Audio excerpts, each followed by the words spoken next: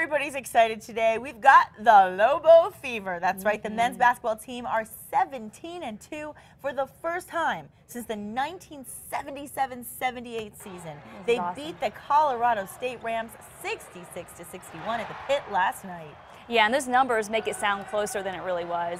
We pretty much dominated all night long. Yeah. And we're still ranked number 15 in the country, the Lobos are, and lead the Mountain West Conference where they're 4-0. The Lobos go to California to take on San Diego State on Saturday. That'll be a pretty big game. Gosh, look at that crowd. I mean, they are so excited. This has been a thrilling year for our team, so I'm just so happy. And it's like, you know, we talked the day before the show. We'll say, oh, tonight's a Lobo game, so we'll have that in the story tomorrow. And I keep thinking every time, it's a win, it's a win, it's a win. Yay, let's keep this streak going. Yes, I hope we can do it. Well, actor Steven Segal has taken on a second job as a Dona Ana County deputy.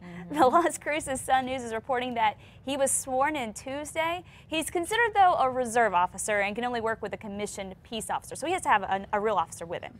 Yeah, this actually isn't the first time Steven has been deputized. Once he starred in a reality series, you may remember, called Lawman, and then he worked as a fully commissioned deputy in Louisiana. Now, Segal is filming Force of Execution in Albuquerque right now, so he is actually shooting a movie here, so you might just see him out and about town. Who knows? Hopefully it won't be with the blue lights. Exactly. Right? Exactly. Hopefully it'll be with the movie camera and light. Maybe getting an autograph. Exactly. Well, there's plenty of drama on the set of American Idol.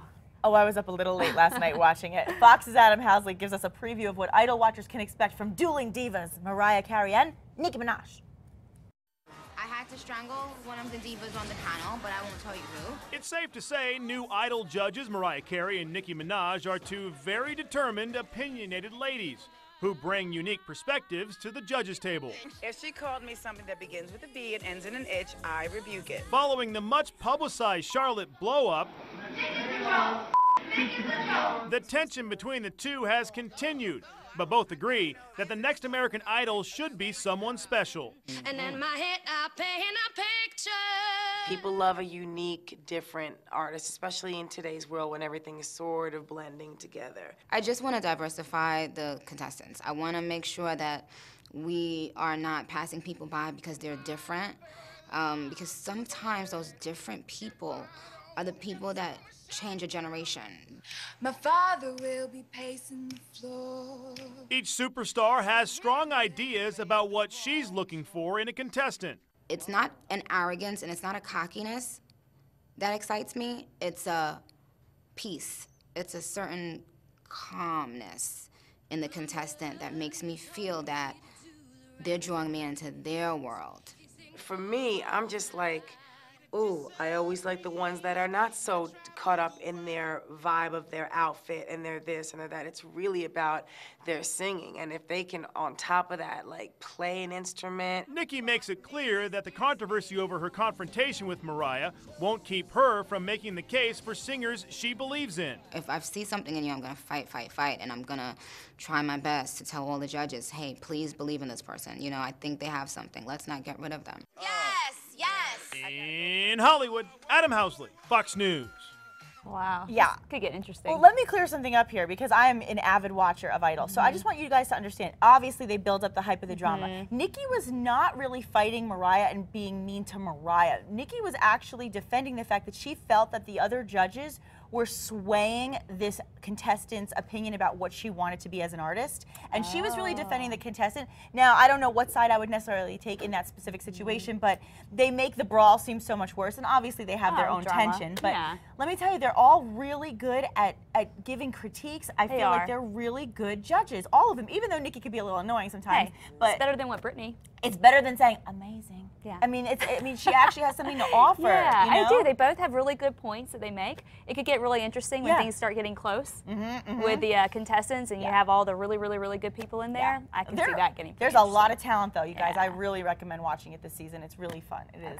Okay, so now this is an interesting thing. Employees and job seekers have heard nightmare stories about people who learned a hard lesson when it comes to social media, right? I mean, we've heard that. Well, companies sometimes visit social sites because they want to see what the employees are up to. too, and they also want to check out job candidates, so even Right. before they get the job. So nobody wants their name tagged in a Facebook photo of them dancing on a bar in a bikini, right? Right, yeah, and it happens more and more often these days, but you want to be careful. But here's the interesting thing, employee manuals commonly include strict rules about what can and can't be said online, even from private accounts, but the National Labor Relations Board says if you talk about it at the water cooler, you can talk about it on Facebook, Twitter, and other social networks. So barring a breach of confidentiality, employers cannot fire you for talking trash or looking trashy online. Isn't that interesting? Because you would think, you know, oh, if I have that online, I might get fired. But the National Labor Board says you can't. Right. But So- you know what? If it's really bad, they'll probably try to find some other way around it and get well, rid of it. somehow you want to take You care never of it for know. your own integrity anyway. But even still, it's interesting to know that that's the fact. Right. It's very interesting. Well, a poll of more than 2,000 moms conducted by Safe Kids Worldwide found that 78% of moms, this is scary,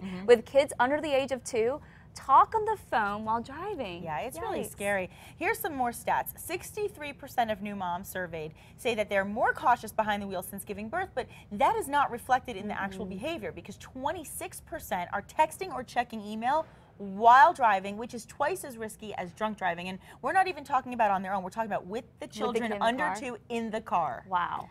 Yeah, and That's amazing. I can't believe that. I know, it's scary. I mean, because it's just, when you think about it, I'm always more cautious as a driver when anybody's in my car, let alone if my own child, especially a baby, was in the car with me. And with all the wait to text campaigns that we're promoting, you know, it's so important just to be aware that so many people are not listening right now. So. Right. Well, hopefully this will change and people will quit doing that. you know. Absolutely. We'll see. Well, the ultimate family feud starts Monday. We're not talking about the one with Steve Harvey. After the break, I'm talking to Jesse Metcalf and Jordana Brewster about season 2 of Dallas.